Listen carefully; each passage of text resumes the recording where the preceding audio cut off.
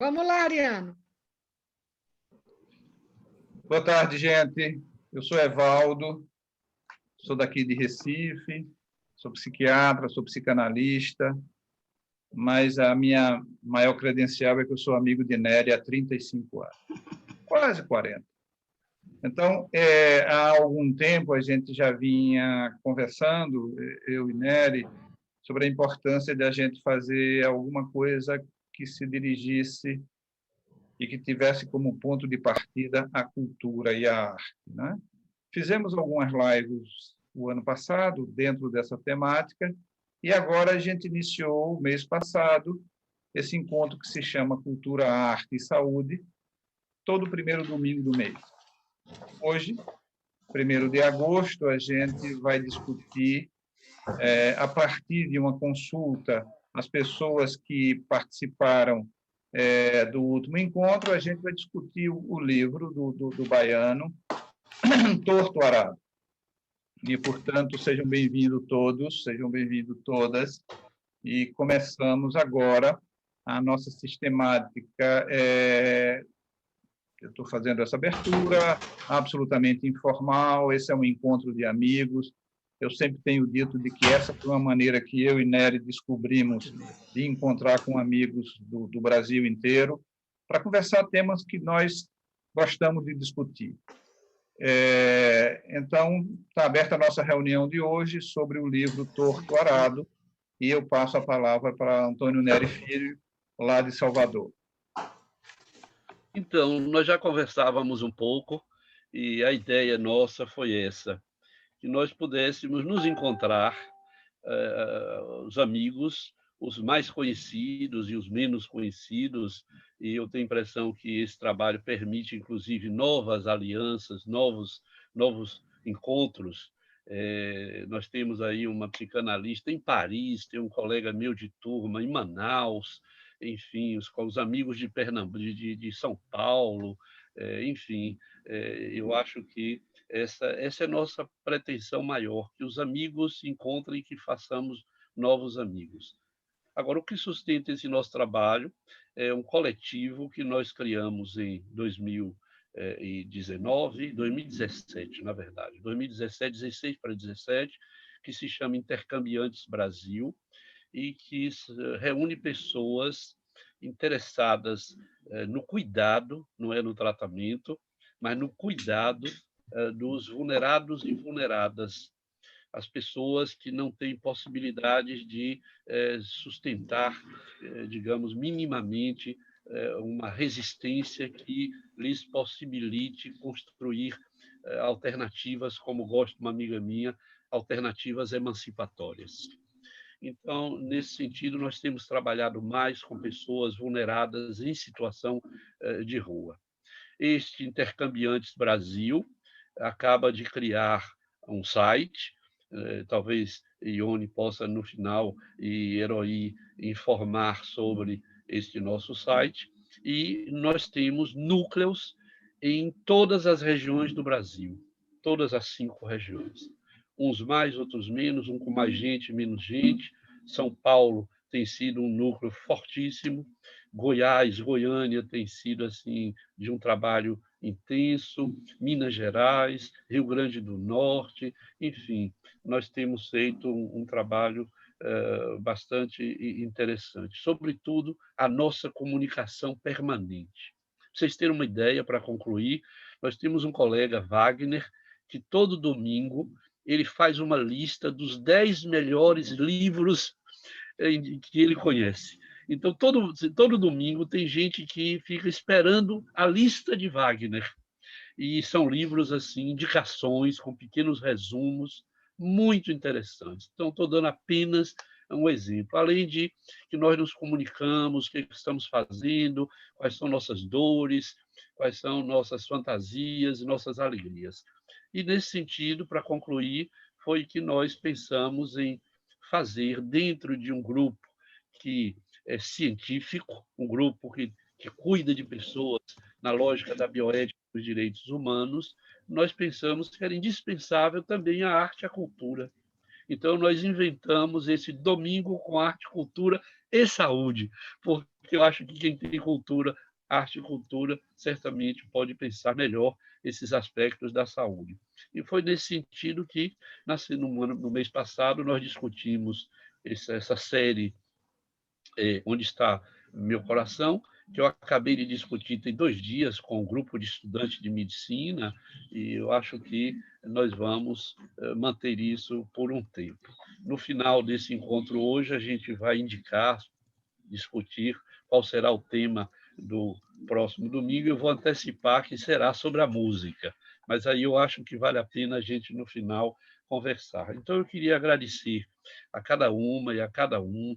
Eu mandei muitas comunicações, peço desculpas se eu sou invasor, porque eu mandei pelo menos uns 3 ou 4 vezes o mesmo card. Hoje eu mandei uma mensagem deste tamanho, dizendo é hoje, é hoje. Então, eu peço desculpas por essa invasão, mas é por uma boa causa. E nós, então, convidamos esses 2 colegas, que estão sempre, quando eles aparecem na tela, é engraçado, que é sempre assim, esse senhor de barbas brancas, com esse aspecto assim meio chinês, mas ele é certamente bom, e essa senhora Isa Hetzel, que tem um nome difícil de pronunciar, que são professores da Universidade Federal do Rio Grande do Norte, psiquiatra, trabalhando na saúde coletiva, com uma larga experiência de vida no Canadá, eles viajam muito. Isa é uma pessoa versada na música e nas artes, passou pelo cinema, enfim, talvez fosse interessante o Evaldo ou eles próprios dissessem um pouco mais dos seus trabalhos. E aí nós pedimos a eles que comentassem este livro, que foi unânime a sugestão para discussão desse mês. Eu apenas, para provocar a Isa, eu diria que eu queria discutir a música brega, mas ela disse, brega eu não discuto, ponto. E aí eu recuei, porque eu não sou maluco de enfrentar uma parelha dessa, Isa. Então, nós fomos discutir o Torto Arado, que Herói havia me sugerido vivamente. Nerito, você precisa ler esse livro. E eu ganhei esse livro de presente de uma aluna, ex-aluna, hoje ela é minha colega médica. Eu espero que ela esteja nos acompanhando, que é Lua Dutra, uma médica de família absolutamente fora da curva. Ela é uma pessoa extraordinária. Então é isso. Não sei se Evaldo quer acrescentar alguma coisa ou se Isa toma logo com Maurício da palavra e nos apresenta este livro que eu achei muito interessante. Obrigado. Faltou eu dizer que nós vamos trabalhar sem nenhuma pretensão de coisa de literatura, professores, né? É um encontro para a gente dizer, cada um de nós, quem for mais esperto e levantar primeiro a mão, o que achou do livro, o que lhe marcou, o que doeu, onde foi que esse livro me doeu algumas vezes, né? E outras vezes eu fiquei emocionado. Então, eu acho que é isso que a gente quer, uma coisa sem nenhuma pretensão de rigores, mas, como eu disse, mas com alegria e com leveza. É isso que eu acho que a gente precisa fazer nesse final de tarde de domingo, que ninguém tem nada para fazer. Eu digo que quem bebeu está acordando da bebida, quem comeu, dormiu, já acordou, não vai comer mais. Então, é isso aí. Então, eu acho que é um encontro no final de domingo, que é uma hora morta, que ninguém sabe direito se vai ver o Fantástico, se não vai, se vai sair, se não vai. Então, eu acho que é uma hora legal para a gente. Nery, eu ainda estou tomando vinho. Ótimo! Ótimo! Legal, então viva. Vamos lá. Pois é. Eu acho que a gente pode passar para Isa e Maurício direto, Nery. Aí ele já foi apresentado, nossos colegas do Rio Grande do Norte, professores, amigos, trabalhadores e batalhadores na área, na defesa da saúde mental, direitos humanos e a ética. Amigos, com vocês a palavra. Antes de tudo, eu queria dizer que quem vai apresentar mesmo é Isa. E nós combinamos que ela ficaria responsável por essa apresentação de hoje. E se tiver alguma coisa para participar, eu participarei durante os debates, como todo mundo. Bom, gente, em primeiro lugar, para reforçar essa ideia de que eu não sou expert em coisa nenhuma, a não ser na área que eu trabalho. Eu sou um amante, né, das artes, especialmente da música e da literatura. Leio desde muito criança, comecei a ler meu primeiro livro, não tinha nem 5 anos de idade, e é uma paixão minha, mas eu não sou expert em coisa nenhuma. Então, a análise que eu vou fazer é uma análise de uma apaixonada pela literatura, nada mais. Então, eu queria saber primeiro quem daqui leu o livro inteiro, ou leu apenas partes, ou só a resenha, ou só ouviu falar. Todo mundo leu o livro? Ok, Acho que todo mundo. ótimo. Porque é importantíssimo. Você que é herói leu, com certeza Foi deve. ela que sugeriu. Porque foi ela, inclusive, que sugeriu, eu também sugeri esse livro, que foi um livro que me marcou muito. Mas, enfim, para a gente falar dessa obra, O Torto Arado, é importante a gente saber quem é o autor, né? Vocês já devem ter ouvido falar muito, porque ele foi entrevistado à exaustão, praticamente, né? O Ítalo, o nome dele é Itamar Rangel Vieira Júnior, o nome completo, né? Foi entrevistado inúmeras vezes, né? Mas é importante lembrar que ele nasceu em Salvador, na Bahia, morava na periferia de Salvador, mas morou também em Pernambuco. E depois, como adulto, já trabalhando, ele morou também em São Luís do Maranhão e trabalhou muito em áreas rurais, né? Mas voltando, primeiro a origem dele. Ele é um rapaz que é filho de pais humildes, né? E descendente, diz ele, descendente do Tupinambás, né? Da tribo Tupinambás, portugueses e africanos. Ele não sabe exatamente qual o tipo, né, de africano que veio para cá, porque tem a África enorme, tem muitos povos africanos. Ele não sabe exatamente, ele tem uma hipótese, mas não tem certeza. Isso acontece com muitos de nós que somos descendentes de pessoas que vieram de outros continentes, né, que a gente sabe até a segunda geração no máximo, da terceira geração para trás a gente não sabe muito. Então, ele atualmente está com 42 anos, ou seja, é um escritor jovem, né? E que se tornou mais conhecido em função desse livro, Torto Arado, que é o primeiro romance de ficção, mas ele já tinha escrito 2 livros de contos, né? Pelos quais ele já tinha sido premiado também. Esses livros de contos que são vou lembrar aqui agora, porque eu mesmo não li, só li o Torto Arado. Dias, né, que também foi premiado. Dias, exatamente, foi premiado, certo? E logo a seguir, Crônicas de deixa eu ver aqui, Crônicas de um Carrasco. Foram 2 livros de contos, né, que ele também já estava sendo bastante, digamos, elogiado por essas 2 outras publicações. Mas esse livro, Torto Arado, ele submeteu a um concurso em Portugal e ganhou o prêmio, um prêmio bastante importante lá entre os escritores de língua portuguesa, lusófonos, né? E foi assim, estourou, né? Porque logo depois ele também foi editado no Brasil, e ele de fato se tornou, digamos assim, um best-seller, um dos livros mais vendidos, é o primeiro lugar, né, em romance de ficção, o que é uma coisa impressionante, porque normalmente você vê autores de autoajuda, né, ou livros assim de qualidade não muito, digamos, literária, né, nos primeiros lugares, mas ele surpreendentemente conseguiu, há muitas semanas já, ficar em primeiro lugar. Então, o Itamar, ele era de uma família humilde, né? Ele mostrou que tinha um certo pendor para a literatura desde muito cedo, porque ele pegava as histórias que ele lia e reescrevia para dar um outro final. Quer dizer, isso já mostra que ele tinha essa vontade, né, de escrever.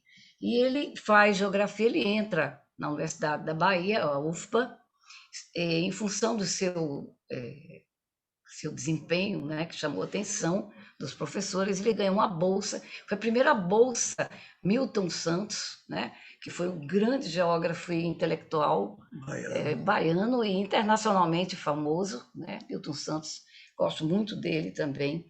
E ele, então, depois de terminar a graduação, ele fez um mestrado também em geografia e depois um doutorado, né, em estudos étnicos africanos, que é no campo da antropologia.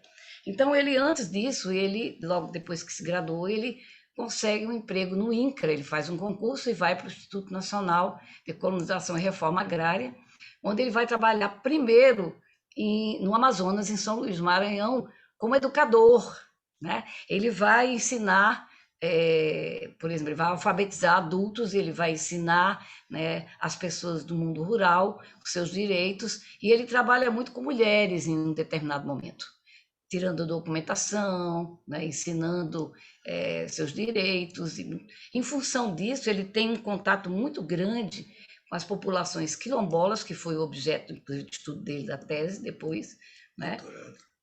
Doutorado, aliás. E ele ouve muitas histórias. Depois ele volta para a Bahia e também vai trabalhar na região do Sertão, né? Mas especificamente nessa região onde ele situa, né, o cenário de onde se passa essa história, que é a Chapada Diamantina, que a maioria dos autores baianos trabalham mais com o recôncavo baiano, ele prefere trabalhar com a Chapada, preferiu, né, trabalhar com a Chapada Diamantina. E lá ele vai também trabalhar com essa realidade e ele fica fascinado pela riqueza cultural, pela riqueza também da diversidade biológica, né, desse ambiente, e ele vai tratar, enfim, ele vai fazer uma história que tem tudo a ver com esse cenário que ele vivenciou nessa experiência dele profissional, que eu chamo de uma viagem antropológica e poética, né? E daí ele constrói uma história que é fundada em cima de uma família que sai no caso, o pai, né, que é o patriarca, sai, né, de uma localidade de Minas, né, e vai para essa região, que é uma fazenda chamada Água Preta, né, onde muitas outras famílias, também de origem africana, enfim, negra, né, e provavelmente descendentes de ex-escravos, também vão, né, e a história é centrada em cima de duas irmãs, né, a Belonísia e a Bibiana. A Bibiana mais velha e a Belonísia mais nova, certo? E essas duas irmãs, e mais um encantado, que é uma divindade, vão narrar as 3 partes do livro. Então, a novidade dessa forma de contar a história do Itamar é justamente porque ele coloca 3 personagens femininas para narrar a história. O primeiro capítulo é narrado pela irmã mais velha, o segundo pela irmã mais nova e o terceiro capítulo pela encantada, né? Que é uma divindade, certo? Então, o que chama atenção é que, pelo menos para mim, é que logo no início, né, da primeira parte do livro, quando a Bibiana vai narrar a história, nas primeiras páginas, 20 e poucas páginas, ela já coloca o tal do problema, que é o drama central, né, a tragédia, né, que é a trama original do livro, quando as irmãs, né, curiosamente interessadas em descobrir o segredo de uma mala da avó, né, que é a matriarca, né, a Donana, ela esconde numa mala velha algumas coisas que elas não sabem o que elas ficam muito curiosas, e quando a avó se afasta, elas conseguem retirar as coisas de dentro da mala e encontram uma faca que tem um fio de corte que me parece que é feito com diamante, tudo indica que é feito com diamante, porque ela tem um corte absolutamente impossível de você escapar, né? Então, quando elas colocam na boca, por curiosidade, ambas, né, essa faca, uma delas tem a língua decepada. Então, essa trama original, esse drama, essa tragédia, ela se inicia já no iniciozinho do livro, né? 20 e poucas páginas, você já vê essa coisa acontecer. Então, é uma coisa corajosa por parte do escritor, ele já colocar, né, uma situação dessa no início do livro. Mas, ao mesmo tempo, isso atrai a curiosidade do leitor, porque você fica querendo saber o restante do desenrolar da história, né? Mas, habilmente, o escritor não revela claramente qual foi das duas irmãs que teve a língua decepada. Você fica ali, você volta, inclusive eu voltei várias vezes as páginas para trás para ver se eu não tinha prestado atenção, mas, de fato, é um estilo mesmo narrativo que ele faz de não deixar muito claro quem teve a língua decepada.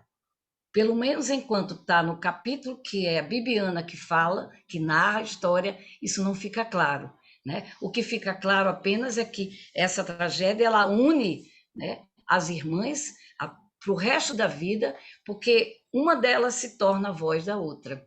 Então, a faca é um mistério, essa faca ela se reveste de mistério, né, para a família, ela traz segredos de família, né?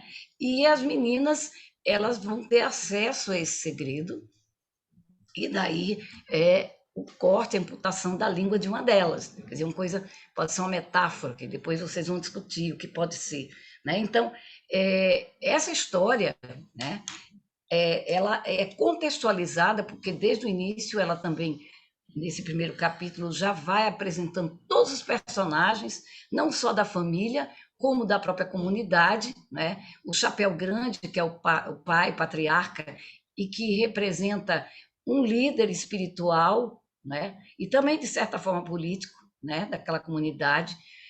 Ele, ao mesmo tempo que ele incorpora, né? E é cavalo de várias entidades, de várias divindades, né? Ele também concilia, ele faz uma certa mediação entre o patrão, né, que é o dono das terras, e a comunidade, quando tem conflitos. Não tem ele media, né, ele evita conflitos. Então, tem esse papel. Ele é uma pessoa que é muito respeitado até pelo patrão, porque ele tem esses poderes, né? Poderes que a gente só vai entender como foi que ele adquiriu no final. Mas ele tem esse dom de cura. E aí eles apresentam justamente o Jaré, que é essa religião que só existe nessa região, lá da Chapada Diamantina, pelo que eu soube, né? Que é enfim, é uma mistura de religiões africanas com catolicismo e kardecismo, né? Então, esse sincretismo, né, com vários rituais e festas que são desenvolvidos, né, e cultuados por aquela comunidade, né, com a liderança desse patriarca, que é o Chapéu Grande, certo? E aí esse homem, ele é responsável pelos partos, ele é responsável pelas curas das doenças, pelo olho grande, mas também pelo cuidado e a cura dos possuídos, das pessoas com problemas de loucura, né? Então tem até o caso de uma das irmãs, que acho que é Graspiana, uma coisa assim. Crispiniana. Não, a Crispiniana é outra irmã, é a Crispina, que ela enlouquece e ele vai curá-la, né? Ele vai tirar, em outras palavras, a possessão, né, do corpo desta moça. E então ele tem esse papel, né, de curar problemas da alma, do espírito e do corpo. Faz chás, ele faz enfim, uma série de rituais, e ele então tem esse papel importante dentro da comunidade, certo? A questão que é importante também a gente lembrar é que a personagem Bibiana, ela representa um lado mais político, mais sociológico, digamos, aquela pessoa que vai querer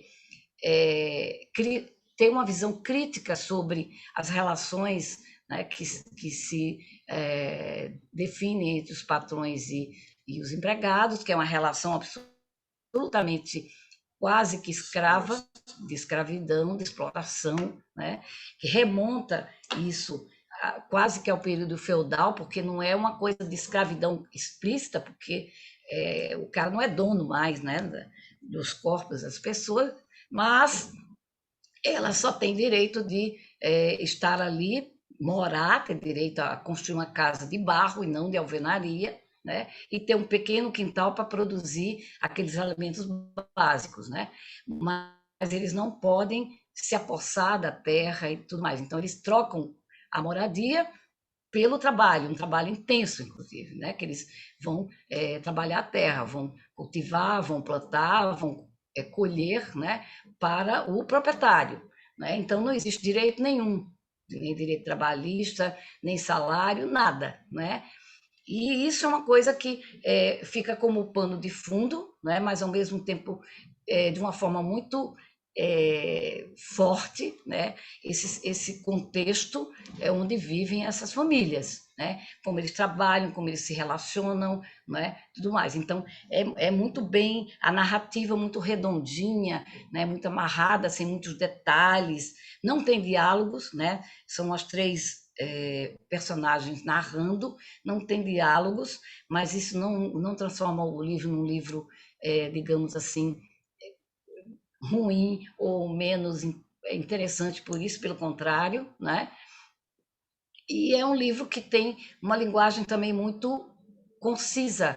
Ela é rica, mas é concisa. Ela não se estende, porque geralmente esses autores que trabalham com essas temáticas, eles passam muito tempo detalhando, falando sobre o contexto geográfico, o contexto, enfim, dos personagens, o contexto político, e ele não faz isso em separado, ele junta tudo na história, fica tudo sendo desenvolvido ao mesmo tempo. Ele apresenta o personagem, o drama, dentro de um contexto, né? Que é uma coisa muito difícil. Algumas pessoas falam que ele é regionalista, né? Ele não aceita isso, né? Mas, de qualquer forma, estão vendo ele assim, como um autor já clássico, né? Regionalista, né?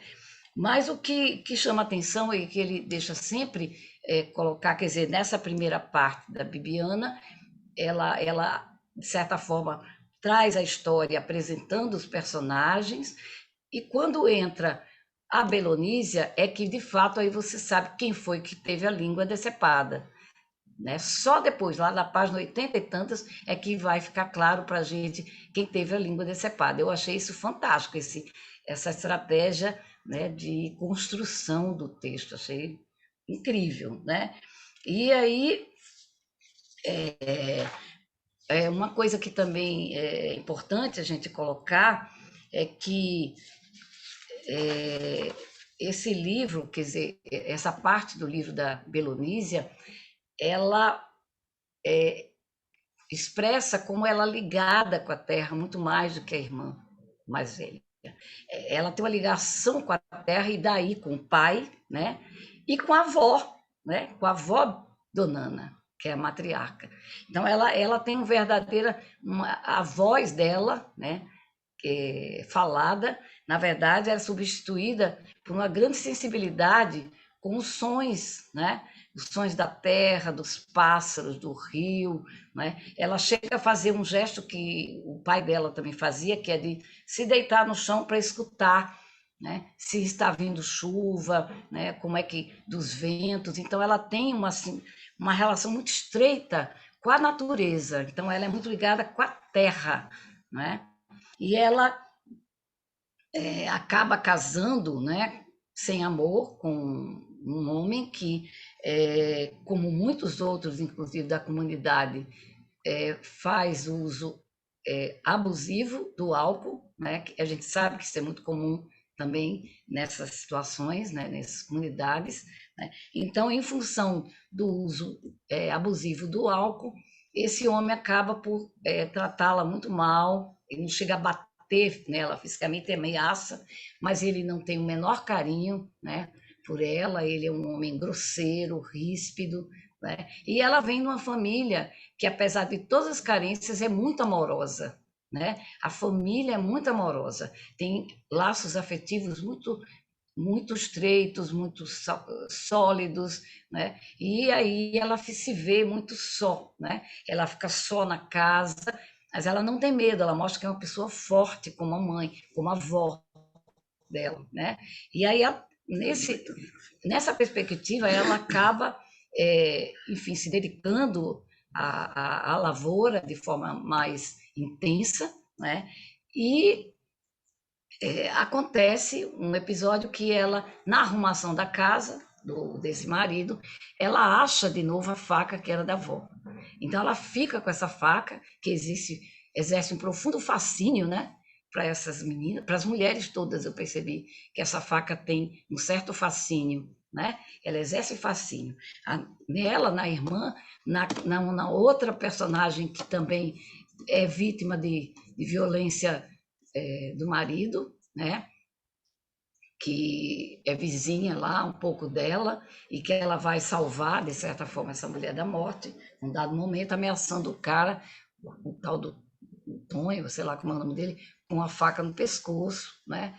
E, enfim, ela, quer dizer, a história dela é uma história que é de sofrimento, mas ao mesmo tempo ela não se deixa bater, né? Ela enfrenta, ela consegue, de certa forma, na sua maneira, enfrentar todas essas situações e ser muito forte, trazer, inclusive, muita força vital, né? E uma coisa que também me chamou a atenção, que além desse achado da faca, que ela esconde, porque ela acha que é da família, então pertence a eles, pertence a ela, né? É que o marido dela, como saía muito para beber, para farra, ele um dia vai numa dessas festividades do Jaré, que é essa religião sincrética que eu falei antes, e ele faz pouco, né, de uma divindade que tinha aparecido recentemente, inclusive nas festividades de Jaré, na casa do pai dela, né, que é o nome dele, que ela faz de cavalo. Deixa eu ver aqui o nome só uma coisinha, que é o nome da divindade, que são muitas divindades, né? Santa Rita Pescadeira. Santa Rita Pescadeira, certo?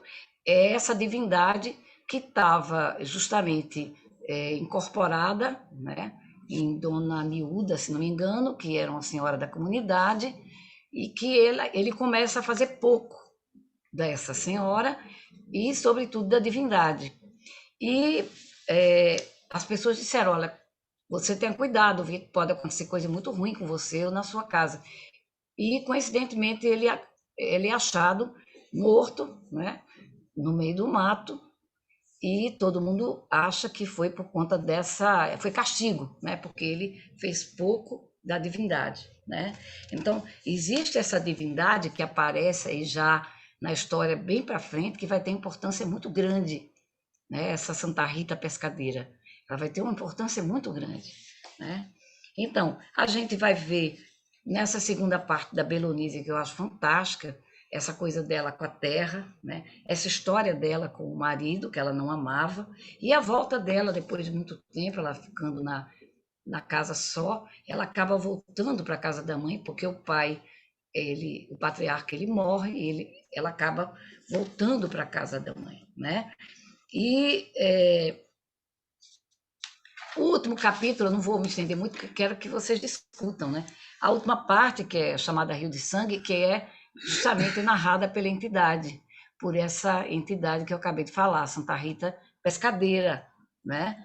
Ela vai relatar justamente, ela relatando, né, essa divindade, que eu achei isso fantástico, a verdadeira história dos segredos da Dona Ana, por que ela guardava aquela faca com tanto cuidado, né, com tanto mistério, né? Porque, na verdade, essa faca foi usada para matar o último companheiro dela, porque tinha abusado da filha Carmelita, que, por sinal, desaparece, foge, ela nunca mais encontra, e isso traz uma tristeza enorme para ela, né?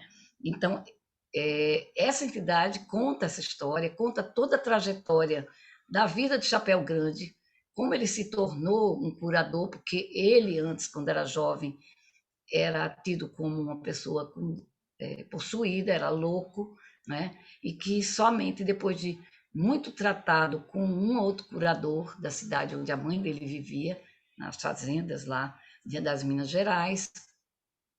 Ele é tratado e ele passa a aprender todos aqueles rituais de cura, de fazer chá, das festividades, de como ele teria que trabalhar daqui por diante, porque se tem essa crença que se você tem um dom, você tem que desenvolver, senão você vai ficar louco ou vai ficar doente pro resto da vida, né? Isso não é só, né, no Jari, isso tem em muitas religiões de matriz africana, mas também no espiritismo, né?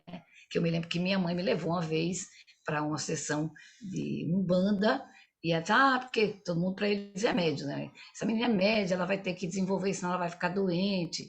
E no kardecismo, ela me levou também uma vez e foi a mesma coisa, né? Então eu vejo que tem um pouco essas explicações, né? Em algumas outras religiões também, né? Sobre essas coisas, essa cosmovisão, ela está presente em comum em algumas religiões, né? Então, essa divindade, ela conta toda essa trajetória e a chegada do Chapéu Grande nessa fazenda Água Negra. E como essa fazenda ela era um lugar de muita diversidade biológica, com rios, né? Com muitos pássaros, é tanto que ele refere o nome de muitos pássaros que eu pessoalmente não conheço, né? Só um ou dois que eu conhecia, muitos que eu nunca ouvi falar, que só deve ser dessa região, né? E como ele começa a trabalhar, né? E construir, né?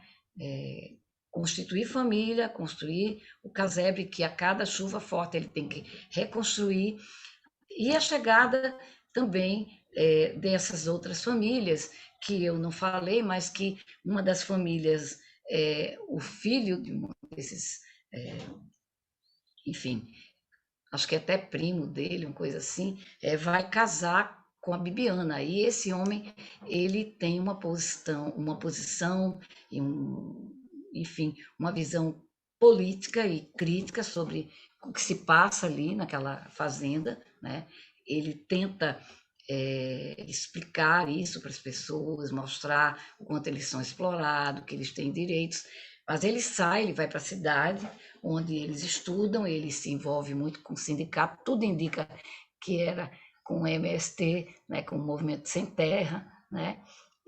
Mas não fica claro isso. Aliás, uma coisa que não fica muito explícita é o tempo que se passa a história, acho que é proposital também, mas se vocês forem examinar, tem várias referências. Ele fala da Fórum a Rural Williams, fala da Gordini, depois ele fala recentemente da chegada da televisão, também da antena parabólica. Ele fala assim, faz referência a vários elementos, né, pontuais, que dá para a gente entender que a história se passa no final dos anos 60 até os dias atuais, né, inclusive, porque a gente sabe que está vendo na televisão todo o tempo as denúncias de trabalho escravo, né, ou semi-escravo, na Bahia, em Minas, em Goiás, em todo canto, né? Então, essa herança das capitanias hereditárias, que está muito atrelada com o processo de trabalho escravista, ou quase, né, escravo, ele continua existindo de uma forma muito, muito importante ainda nessas áreas rurais, sobretudo onde existe latifúndio, né? Porque nós nunca tivemos uma reforma agrária, né? E isso continua muito forte.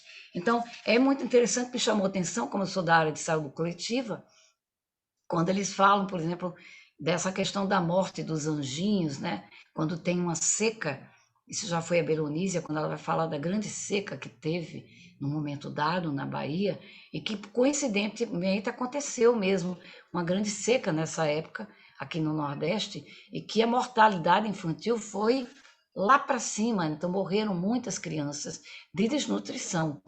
Eu mesmo, quando era estudante de medicina, que ia para as áreas rurais, né, com as práticas que a gente tinha pela Universidade Federal, vi muita criança, né, com desnutrição aguda, daquele mesmo caxiocó, todos aqueles quadros de desnutrição gravíssimo que não se vê mais hoje em dia. Talvez volte a ver agora, né, com essa política atual. Mas eu vi muito entendeu? A CIT, né? Aquelas crianças esquálidas com a barriga imensa, cheia d'água por conta justamente da desnutrição infantil. Então ele fala, quer dizer, a personagem refere isso, a gente sabe que isso é verdadeiro. Então eu acho até que eu vou usar esse livro para falar sobre determinação social das doenças, né? Porque ele é brilhante para falar disso, né?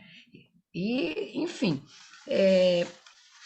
eu acho que eu não vou me prolongar muito, porque já falei demais, mas eu acho que chama atenção essa questão também de que eles não têm nada, mas a família é um porto seguro. Tem uma frase, inclusive, que eu acho fantástica, que diz: é no interior de uma casa que tudo tínhamos, guardava segredos que nunca seriam revelados, mas que eram parte de que todos éramos, né? Quer dizer, essa coisa da família que é muito importante, né, para todas essas pessoas que moravam ali, é que o sustentam, né, e também as ligações com a comunidade.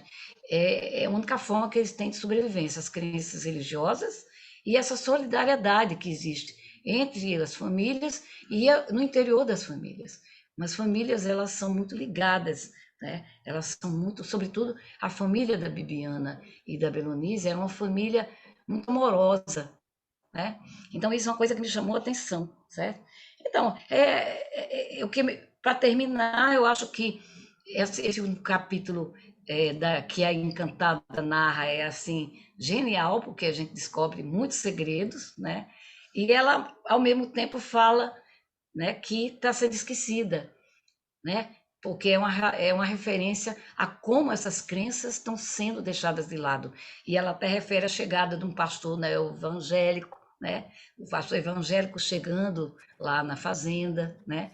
E até a família lá rechaça, mas é a realidade que a gente está vendo, né? Os neopentecostais estão invadindo os espaços que foram deixados, né, vazios pelo abandono dessas crenças originais e tradicionais, né? Então a gente se pergunta, quer dizer, qual o sentido da memória numa existência marcada por sofrimento, né, por horror, por violência, né?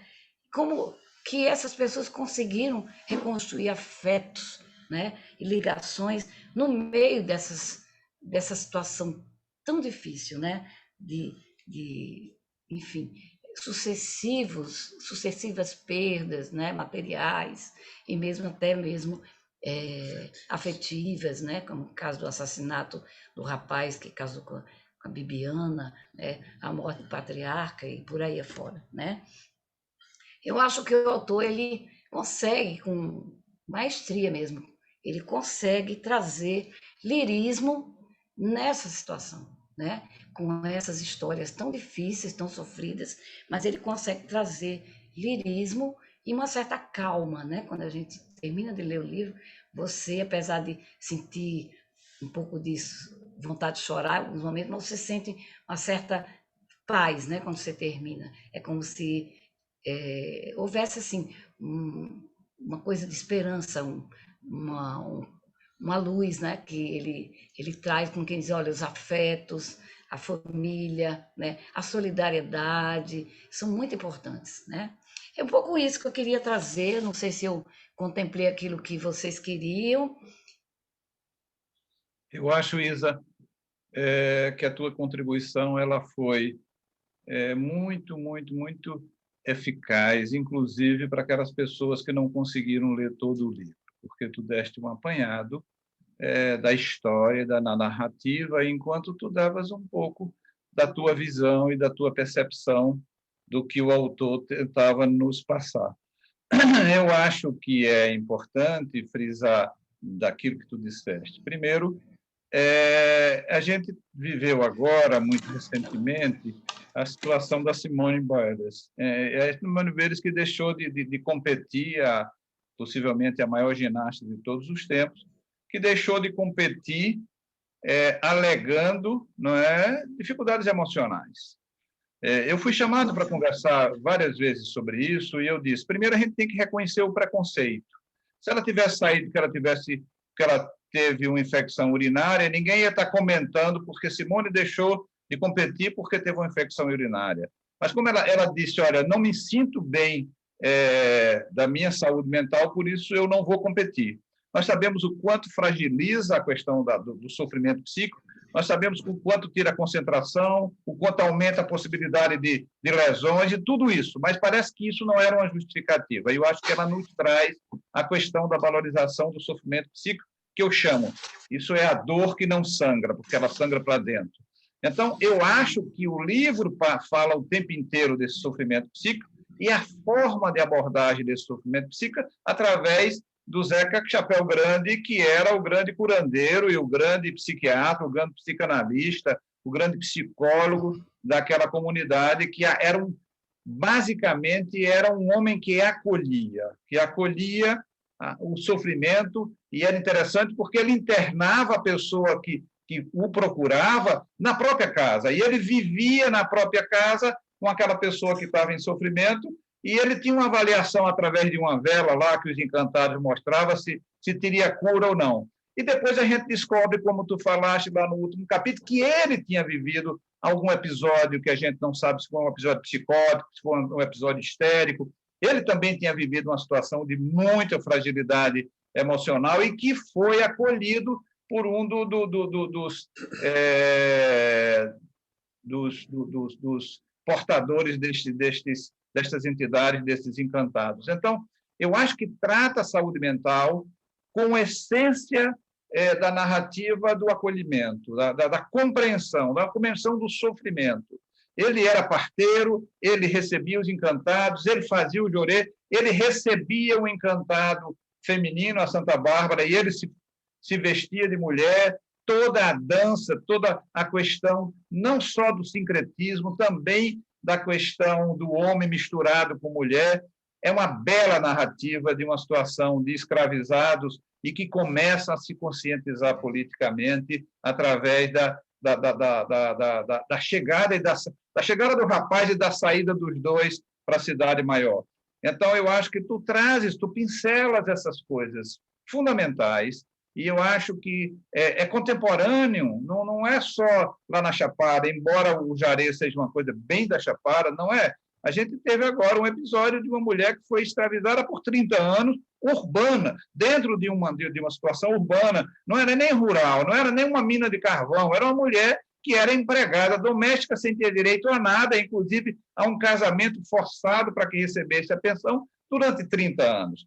Então, a questão descrita no livro, ela é atualíssima, ela não é contemporânea, ela é atual, ela é de agora, e agora está acontecendo, além de toda essa situação do homem que não tem terra, que recebe um pedaço de terra e que planta para o seu sustento, mas o capataz ou o dono da terra pode chegar lá e tirar a porção que quiser do que o trabalhador plantou.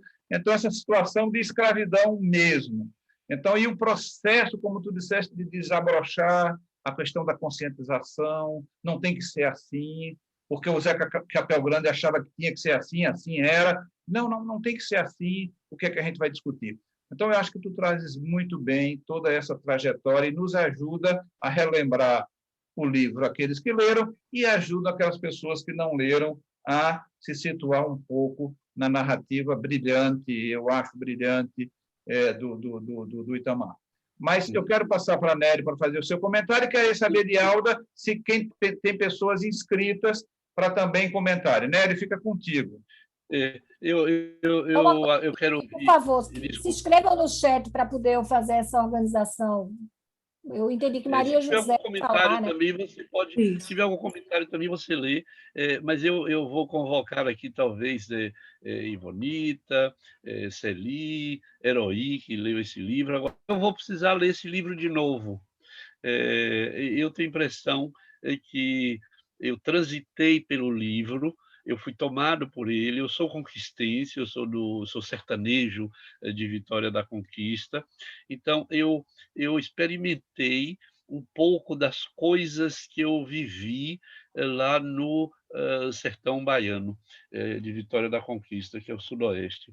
Essa é uma coisa. Então eu vou precisar ler de novo, porque várias coisas ficaram aqui. Mas o que eu queria lembrar é que quando eu cheguei à morte de Severo, marido de Bibiana, eu me lembrei do nosso Marcos Vinícius, do Marcos Matraga, que é um psicólogo, professor da UFBA, que foi há 4 anos atrás assassinado na ilha de Taparica, porque ele estava defendendo exatamente um grupo de pessoas muito próximas e muito parecidas com o que é descrito nesse livro. Então, nós sabemos hoje, porque isso formalmente ninguém sabe quem mandou matá-lo e ninguém sabe quem matou, mas circula na Bahia de que há uma questão de terras, de posse de terras, e que Marcos Vinícius, eu diria, era uma espécie assim de Severo, do homem culto, do psicólogo militante, do homem defensor, eu diria, irrestrito da luta antimanicomial, aquela voz tonitroante, com aquele chapéu grande que ele, nos últimos anos, passou a usar. Então, eu me lembrei muito do lugar de Marcos Matraga e este lugar que... E a outra coisa é só uma pergunta para quem lê o livro. Eu fiquei com a sensação de que o Tobias não morreu de acidente nem por determinação divina, mas eu fiquei com a sensação, por isso eu vou ter que ler essa última parte, que eu fiquei com a impressão, Isa, de que é Bibiana que o mata. Quer dizer, ela não aguenta mais as maldades. Helonísia. Helonísia, desculpe. Desculpe. Não é só ela. Ele deixa a gente na dúvida, ele deixa a gente com essa interrogação, de propósito. Isso, eu fiquei com a impressão de que o relato que vai ser feito sobre a sua vida, e quando ela sai da casa dela, volta para a casa dos pais, e volta para a casa dela, e vai se aproximando da terra, e se tornando uma pessoa que tem uma relação com a terra quase que fusional, como o pai tinha, de certa forma. Eu fiquei com a impressão de que foi ela que passou esse homem ruim para o outro lado, porque embora ele indique que ele morreu alcoolizado de uma queda de cavalo, né? Há essa indicação de que ele teria alcoolizado, morrido de uma queda de cavalo, que inclusive no interior, que eu também sou do interior e também me identifiquei muito, é muito comum a morte de alcoolistas em queda de cavalo. É uma coisa até frequente, né? Quer dizer, então ele dá uma indicação de que teria sido um acidente de uma queda de cavalo, né? Mas essa hipótese, ela de fato pode ter sangrado ele, como a avó. Mas, Nery, você levantou uma questão realmente que é muito interessante. Desculpa, eu sei que tem gente inscrita, mas eu conversei com o Maurício, depois que a gente leu o 3º capítulo, que a entidade ela entrou no corpo das 2 irmãs e fez com que elas matassem o patrão, o novo patrão, sem elas nem saberem que fizeram isso. Aí sim. Pode ser que tenha sido a entidade que entrou no corpo de alguém. Você veja que Evaldo lembrou uma coisa importante. Ele morreu da queda de um cavalo. Cavalo, tem um significado. Na verdade, tem outro significado. Né?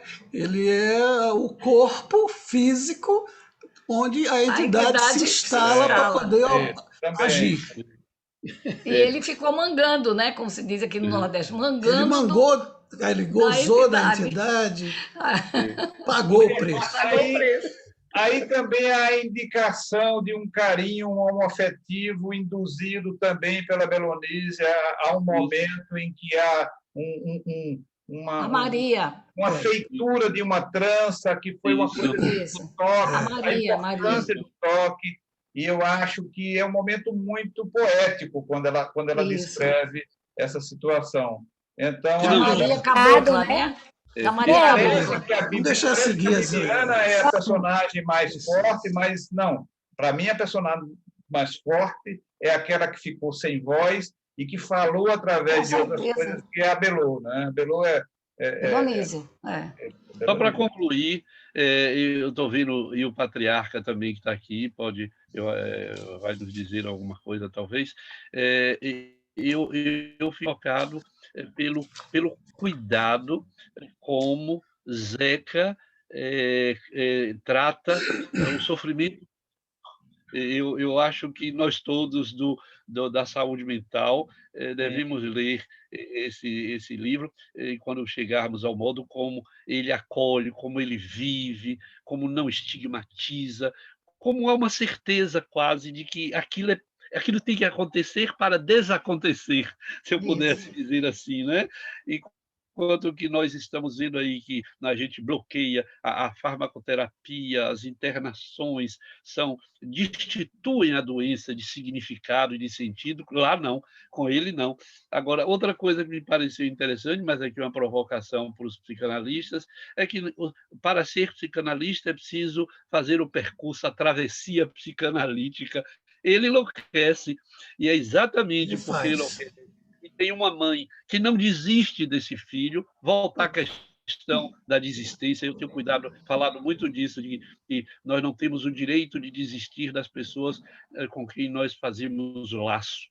Então, essa mãe não desiste desse filho, vai atrás, o encontra numa situação maravilhosa, com uma onça protegendo esse filho nu, perdido lá na floresta, e o traz e o torna e traz para casa e o acolhe, e é ela, a mãe, que vai, eu diria, aspas, restaurar o funcionamento desse filho, que vai, então, a partir daí, ser capaz de experimentar com o outro aquilo que ele viveu. Uma cosmovisão, isso é explicado. Louco pela floresta. Aí tem toda uma simbologia. Dona Salu também é uma beleza de personagem. Como? Vamos. Dona Salu, a mãe, é uma beleza de personagem. Sim. Gente, vamos os inscritos. Vamos seguir os inscritos. 18h10, hein, gente? 18h10, vamos lá. Maria José, pode falar, por favor. Sim. Então, veja, rapidinho, acho que são 2 ou 3 coisinhas que me chamaram a atenção. Primeiro, são os nomes. Os nomes que Itamar, colocou no livro, os nomes estranhos. E aí eu ouvi uma entrevista que ele dizia que esses nomes foram tirados das andanças dele no INCRA, das pessoas que ele conversou. Então, são nomes que ele realmente achou por aí, por esse Brasil todo. Uma outra coisa que me chamou a atenção é assim, a poesia que está nas entrelinhas, de todo o livro, quando ele dizia assim: o que é viver de morada? Que essa moradia não é tão incipiente, que não se pode construir casas permanentes, que a terra não assenta, que de passagem mesmo. Um outro momento que ele diz assim: os dias se passam como o vento. Então, também, me parece, tem muita coisa bonita nas entrelinhas, apesar de toda a dureza. Ele diz que o vento não sopra, o vento é o sopro. Pois uma coisa linda, né? Exato. E uma outra coisa, assim, tem momentos muito fortes. Um dos momentos assim que foi bem forte, além do acidente com a língua, quando o capataz vai na casa que tinham as batatas doces guardadas, fruto do árduo trabalho de transformar o dendê, que fazer dendê, gente, é uma trabalheira, naquelas talhas e tudo. E eles fizeram algum dendê, venderam na feira, trouxeram aquelas batatas como um alento à fome que viria, e o capataz leva. Ali, sabe assim, eu me ancorei e digo assim: eu tenho que ler tudo, não conseguia parar de ler, porque aquilo foi muito forte. Uma outra passagem também que Evaldo chama atenção é que quando, eu acho que era Crispiniana ou Crispina, que tinha traído a irmã, com o namorado, e que surtou. E o acolhimento fez com que o surto fosse, que essa dor da traição pudesse ter sido elaborada com o tempo e com o acolhimento. Eu achei aquilo muito lindo. Então, foram assim minhas impressões do livro, além de outras coisas, mas queria dividir com vocês. Bom, obrigada, Maria José. Maurício, por favor. Eu pensei que era eu. Bom, pode Então, tem falar. uma ordem no chat, gente, tem uma ordem no chat, por favor. Maurício, Nádia, Celi e Vonita. Muito bem. Eu vou apenas pontuar algumas coisinhas, porque Isa fez uma apresentação muito bem ampla. Esse livro é um livro pequeno, relativamente, não são aquelas obras imensas de alguns autores clássicos, mas ele é conciso e ele compreende dentro dele, uma densidade muito grande. E eu vou chamar a atenção só para alguns aspectos. Um deles é a questão do duplo. Belonísia e a irmã Bibiana. Bibiana, aliás, é um nome que é referência ao clássico, que é um épico de Érico Veríssimo, né? O Tempo e o Vento. Bibiana é um dos personagens centrais dos primeiros episódios do Tempo e o Vento. E eu estou dizendo isso porque o próprio autor já disse que tinha dado esse nome, Bibiana, referindo-se à homenagem a Érico Veríssimo. Eu considero esse livro, numa certa medida, um épico, né? Porque ele traça uma história, né, que atravessa os tempos e que fala da formação histórica e cultural do povo, de um determinado Brasil que ainda existe e que grande parte dos brasileiros não conhece, né? Então, ao traçar esses dois personagens que se constituem como um duplo, Bibiana e Belonísia, elas são um duplo, são duas irmãs fusionadas, em que uma fala a língua que a outra não pôde ter, né? Isso eu acho que é uma coisa muito importante e é uma figura de linguagem, uma figura literária muito utilizada por vários autores ao longo do tempo, desde Dostoiévski, entre alguns autores franceses. É muito comum, o Machado de Assis fez isso, né? A figura do duplo, né? Nesse caso, as duas irmãs, elas são o duplo uma da outra. Uma que significa, a Bibiana, no caso, é a cultura, né? Aquilo que vem da humanidade, né? A política, a alteridade. Não é à toa que ela vai se tornar professora, né? É muito interessante isso. Ela é personagem que encarna esse lado do duplo, da política, da alteridade. Belonísia é a natureza, é a terra, né? Ela mergulha fundo, né, na dimensão da natureza. A outra coisa que é importante, que eu acho que deve ser lembrado, foi tocado, mas eu gostaria de lembrar numa outra dimensão, é a questão da língua. Por que que o autor coloca a questão do corte da língua?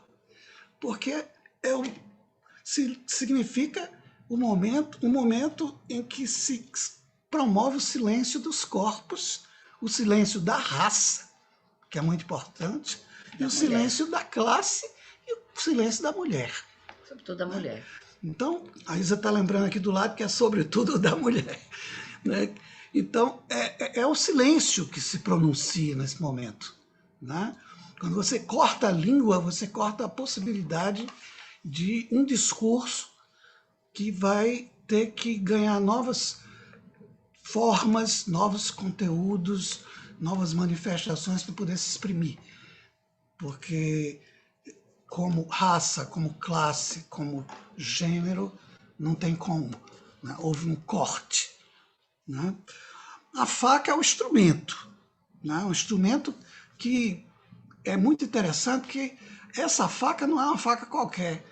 É uma faca, Isa chamou a atenção no negócio do diamante, é uma hipótese que se faz que ele não deixa muito claro, né? Mas sobretudo é um elemento de ruptura, ele corta mesmo, né? A partir dali nada será como antes, né? Então, ao mesmo tempo que é um instrumento de fascínio, né? Você veja que a matriarca é isso, é o poder, né? A matriarca fica completamente fascinada, né? Ela rouba a faca pensando em vender para comprar coisas para os filhos, mas ela não consegue se desvincular da faca, ela guarda a faca e usa quando ela acha oportuno e continua guardando. As netas, quando pegam a faca, elas não sucumbem ao desejo de colocar a faca na boca. E elas ficam também maravilhadas com a faca, que finalmente ficará com Belonísia, claro, porque Belonísia é a pessoa da natureza, é a pessoa que está vinculada organicamente ao poder que a faca transmitiu na herança da matriarca, né?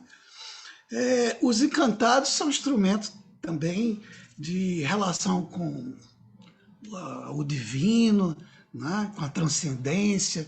É um elemento de relativização cultural, né? Que é muito interessante. E, finalmente, para não tomar muito tempo, a questão da integração da política com a atividade mágica, né? Você veja que, tradicionalmente, o que se coloca é uma oposição entre a ação política e a ação religiosa. Quem começa a fazer uma certa atuação nesse sentido de tornar a religião como um instrumento de libertação, né, vai ser, no caso, na América Latina, a Igreja Católica tem a teologia da libertação que, de certa forma, introduz isso como novo, mas não é uma versão hegemônica da Igreja Católica. A Igreja Católica, ela na sua hegemonicamente, ela é conservadora, né? Mas aqui o que se coloca é que a divindade ela participa do cotidiano da vida das pessoas. E ela vai punir, não é, as pessoas que estão promovendo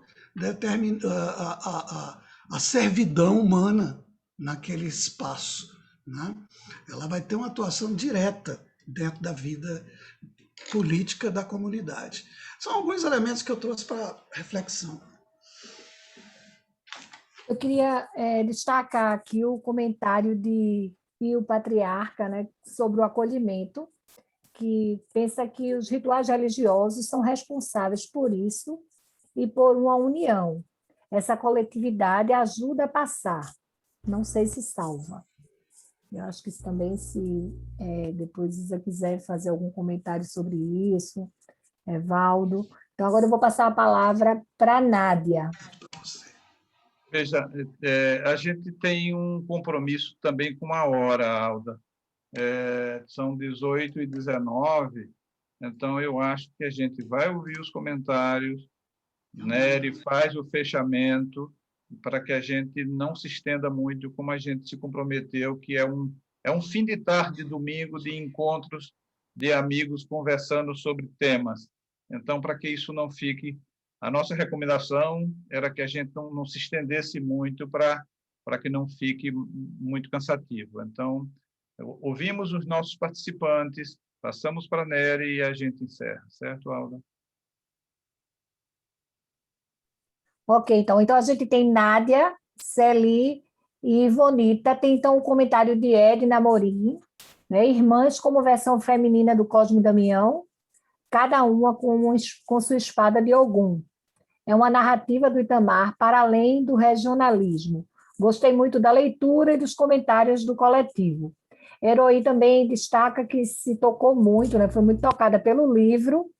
Para quem já viveu em roça e sertão como ela, muitos elementos foram familiar. Meu olhar sociológico sobre o mundo me leva para 3 olhares. Livro de um lirismo maravilhoso. Então, Nádia, por favor, a palavra era com você.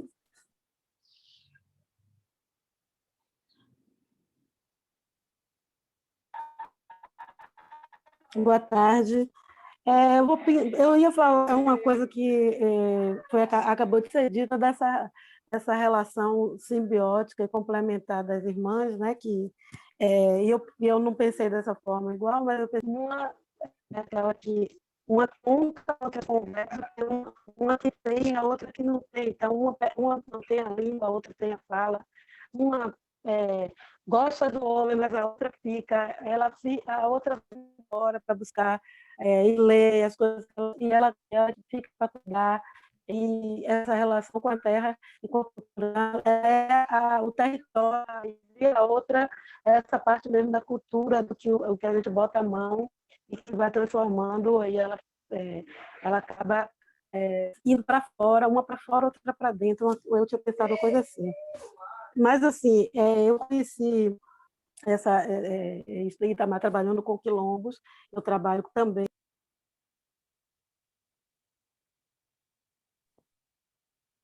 Acho que Nádia Caiu. caiu. Então, a gente vai seguir e depois, quando ela voltar, retoma a fala dela, tudo bem? Heroí fala aqui do segundo olhar, que é um presente do mundo contemporâneo. Oi, voltou. A gente não está lhe Desculpa, eu estou escutando aqui, bem. porque aqui a internet é meio assim. Está ouvindo? Está escutando? Oi. Está ouvindo? Está cortando muito, Nádia. Nós ouvimos, mas corta. Mas... Então pronto. Não, mas dá para Então você falar. eu deixo para lá. Não... Eu ia falar dessa coisa dos quilombos, assim, embora no livro todo isso não seja explícito, mas no final se fala disso, né? Ela diz que ela é quilombola, que é também toda a trajetória que os quilombos passaram, até se reconhecer enquanto quilombo, que é uma coisa que vem de fora para dentro, esse conceito, de se encontrar politicamente nesse conceito, nesse ator social, né, que é ser quilombola e tal, para lutar por seus direitos. E aí, muito dessa história, todas essas coisas de serem meieiros, né, das terras, então não poder plantar bem de raiz, para não dizer que a terra é dele, o dono, o proprietário não quer, não deixar construir alvenaria, trabalhar e o cara vem cá e pega a parte dele. Essa coisa da invasão dos corpos das mulheres, né?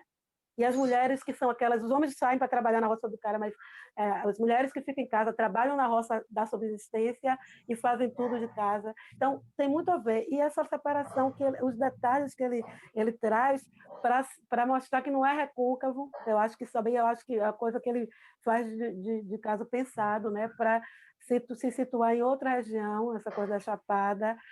O azeite que não é de dendê, é de... Como é? É aquela outra frutinha, pequi não, é uma outra fruta que eu me esqueci. Quer dizer, são coisas de uma outra cultura. Buriti.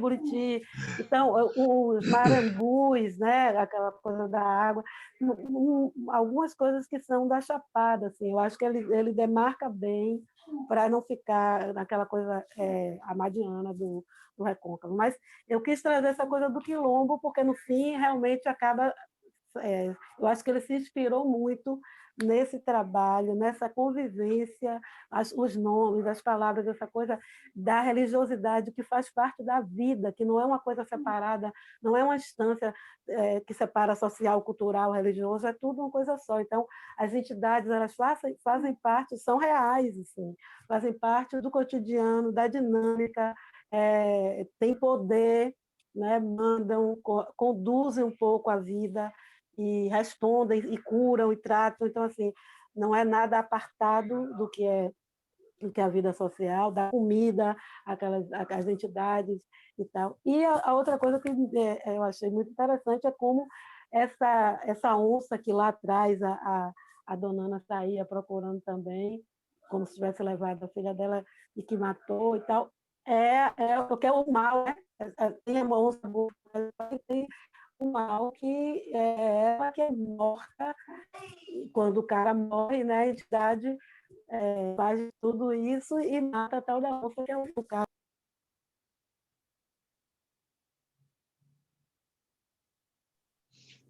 Ela caiu. Falhou de novo aí.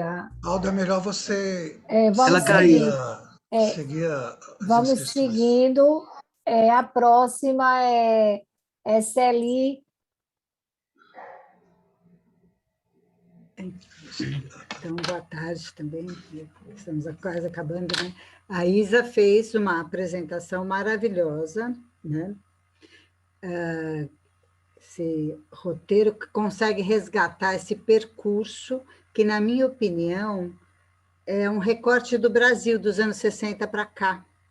É um recorte muito político também, né? No tempo, essa dimensão da temporalidade pela marca do carro, e pela entrada das legislações, né? Ele vai apontando quando chegou a aposentadoria rural, isso é no governo do PT, né? Alguns surgimentos de direitos anteriores, ele vai pontuando isso no livro, até que chegam as discussões sobre a terra, os direitos dos trabalhadores, né? Como uma mudança de geração, de época, e acho que se o livro continuasse agora, com o risco mesmo, né, de algumas perdas, eu acho que né, chega até ao que acontece agora com os assassinatos das lideranças. Eu lembrei, na verdade, do Chico Mendes, por exemplo. Acho que tem algo de universal nisso, do que vai acontecendo em cada região, também de um pouco, com algumas diferenças, mas são assassinatos de algumas lideranças também, né? E ele aponta, né, esse cuidado com a saúde, também com a saúde mental, né? As ervas curadoras e acolhimento. Eu lembro que eu fui fazer um trabalho, uma vez num congresso de prevenção, uma índia veio falar, a gente está falando sobre redução de danos, ela veio falar que a tribo dela, para derrame cerebral, fazia um chá de cannabis. Eu disse, como assim chá de cannabis se não é solúvel em água? O que é que você está dizendo? Ela disse, isto eu não vou te contar. Por que eu não vou te contar? Porque nós estamos cansados de ensinar as receitas para o homem branco e nós ficamos sem nada, e aí são usados remédios que vêm caríssimos e que nós não temos acesso depois. Então, eu não te conto, mas é um chá, sim. Então, é isso, né, também. Como essa sabedoria original, né? Eu tive uma vez também uma situação que eu tive um corte, e aí uma amiga querida negra disse, eu estava com problema de cicatrização, ela disse, me trouxe arruda, macerou, pôs em cima do corte, eu ia para uma mesa de cirurgia. Eu não precisei ser operada. De novo, era uma cicatrização. Eu não precisei, nada estava resolvendo isso. Ela disse, era com a arruda que se tratavam as pessoas que eram chicoteadas na escravidão.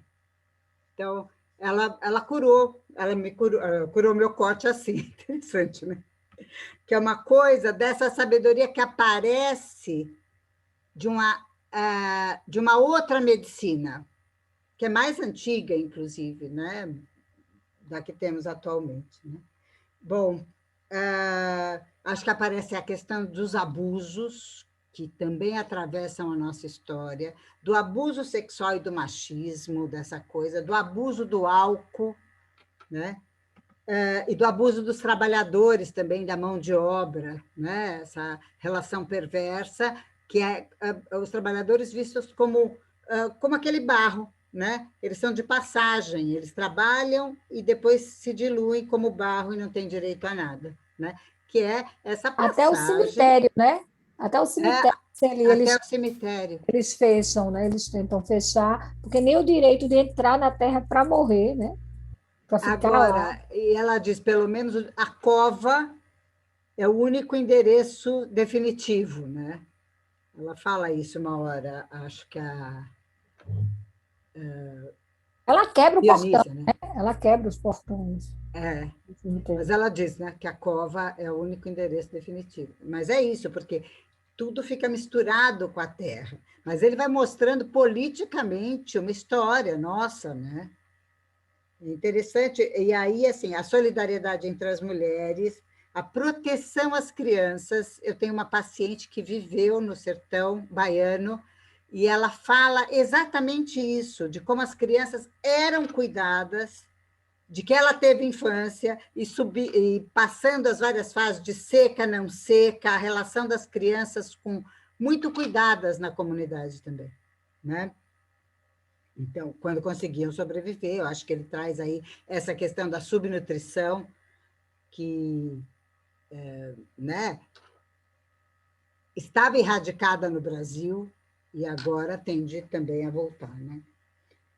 E a religião também como possibilidade de transformação. Acho que o livro traz uma possibilidade de transformação, de esperança também no final, né?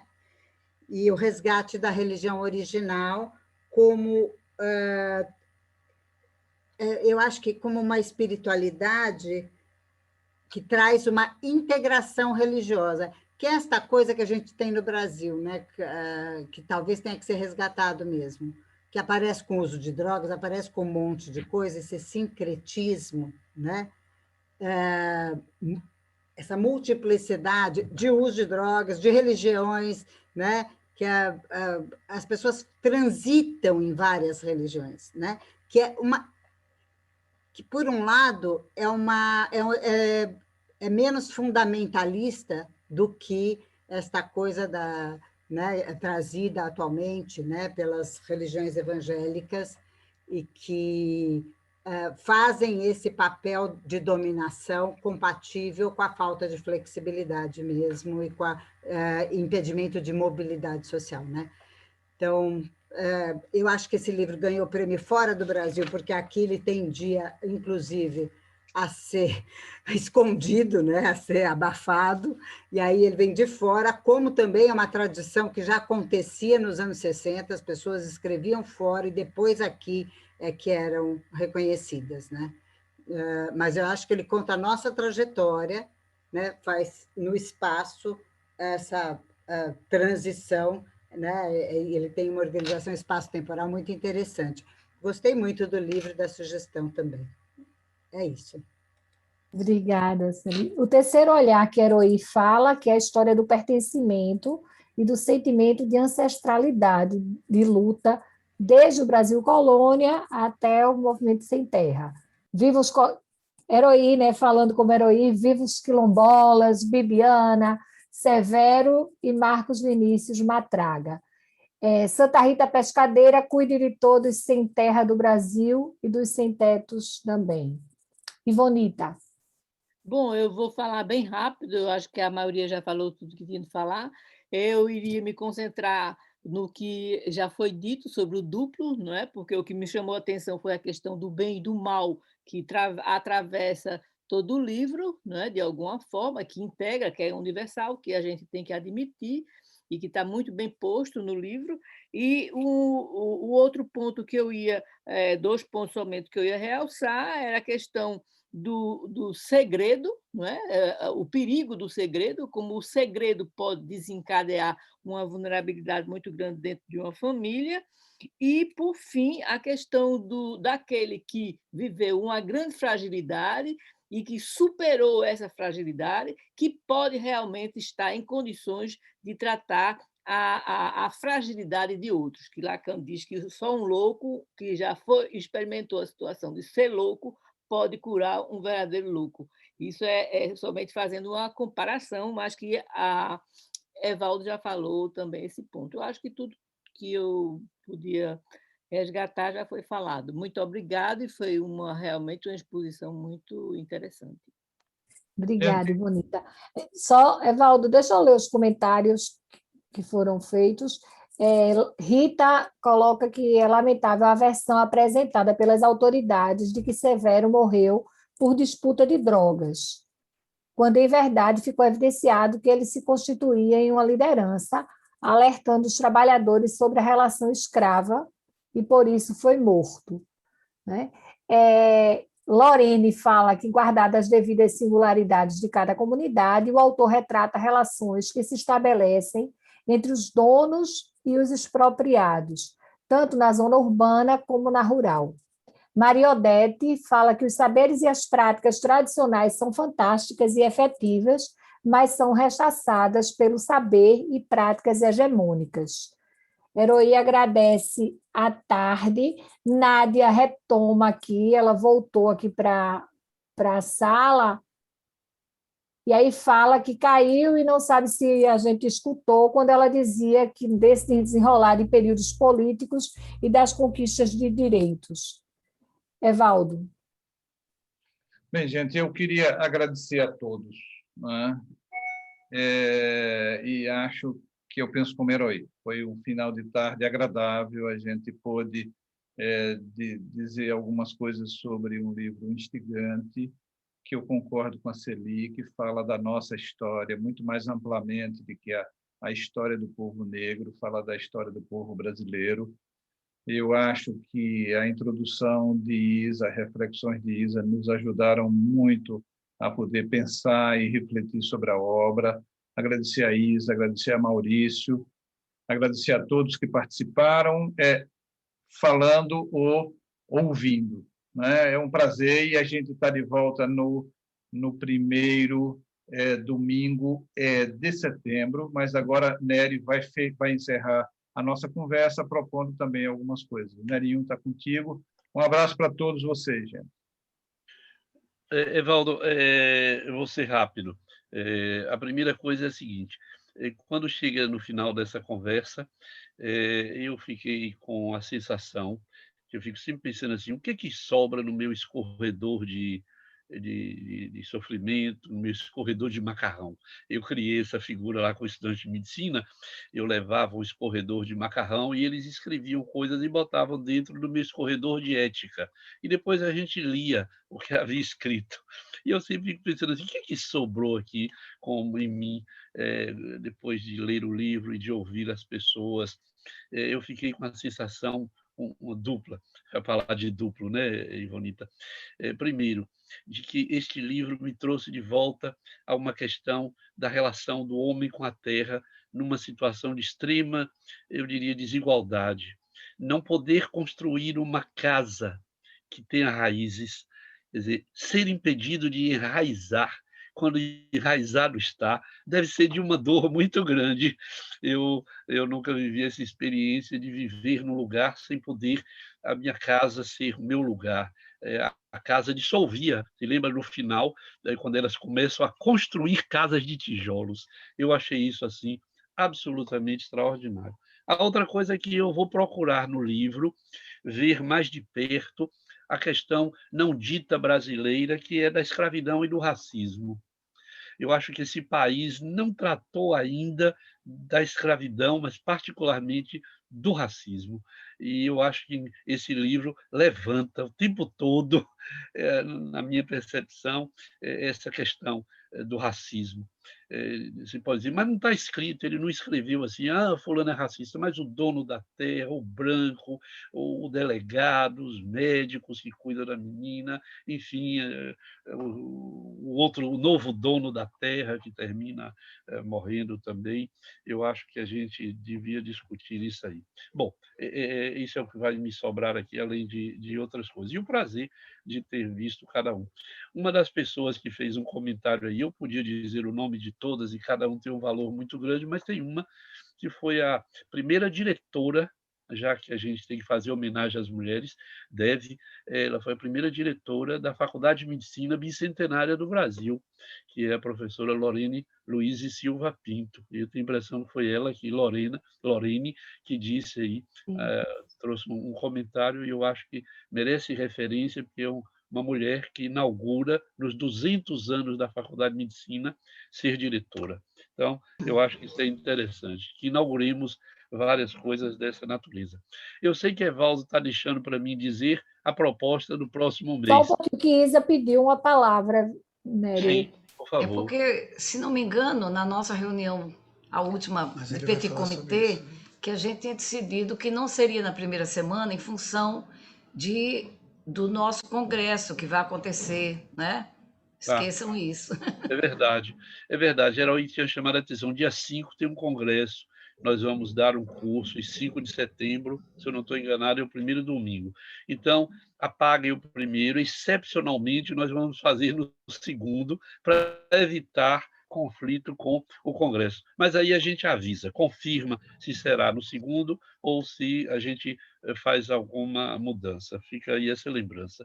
E a outra coisa é a seguinte: nós conversamos os dois Rio Norte Grandenses, os dois pernambucanos e eu aqui da Bahia, nós pensamos em ir para a música. Nós fizemos o cinema, nós estamos fazendo o livro, agora vamos para a música, porque a gente quer passar por cada uma das artes. E aí eu, conversando com Valdo, com Aldo, a gente, vamos discutir a obra de Luiz Gonzaga. Então, fica aí a proposta de fazermos no próximo encontro uma discussão sobre a música de Luiz Gonzaga. Mas hoje, conversando aqui, olhando para a Grácia Queiroz, que é a mãe de Vitor, que escreveu um livro sobre Dorival Caymmi, que morreu muito magoado com a Bahia. Caymmi morreu muito magoado com a Bahia pela sacanagem que a Bahia fez a ele, e Vitor mostra isso. Eu também colocaria essa questão. Isa está balançando a cabeça ali, que não, né, Isa? Não, pelo contrário, eu amo Dorival Caymmi. Ele tem músicas assim que eu não sei, eu quando ouço me dá vontade de dormir, de embalar, de chorar, de rir.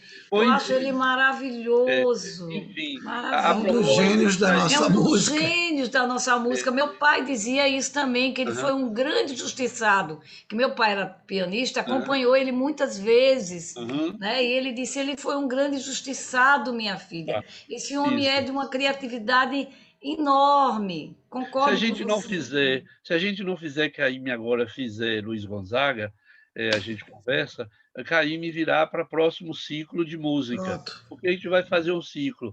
Eu não sei o que vamos fazer com o teatro. Talvez pegar uma peça aí, a Navalha na Carne, uma peça muito antiga. Enfim, eu acho que a gente deve passar pela música, pela literatura. Eu acho que pela atualidade, a gente deveria revisitar Liberdade, Liberdade.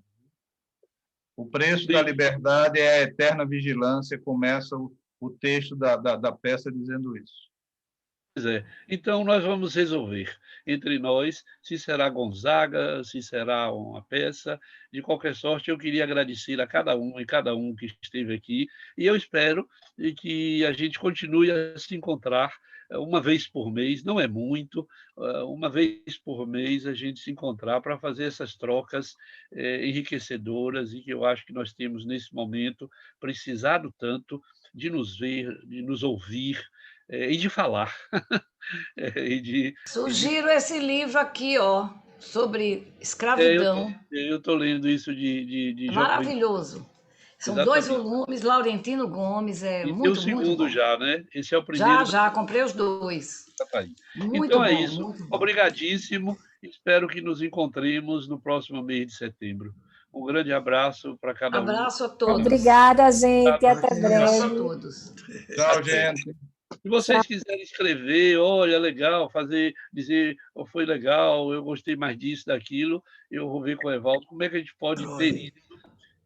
Como é que a gente pode ter as coisas escritas, os comentários? O chat fica salvo também, né, Valdo? Fica. Cadê você, Ione? Ione, apareça. Ionezinha está aí. Minha querida O livro Ione. que heroína. Oi, Ione. Você viu? Uma grande amiga que eu fiz através dos intercambiantes. A gente Um se fala abraço, sempre. gente. Legal, tão viva. Obrigada. Evaldo está querendo tomar um riozinho e comer sua pizza dominical. Vamos ver. Até a próxima. Até a próxima. Tchau, tchau. Beijão.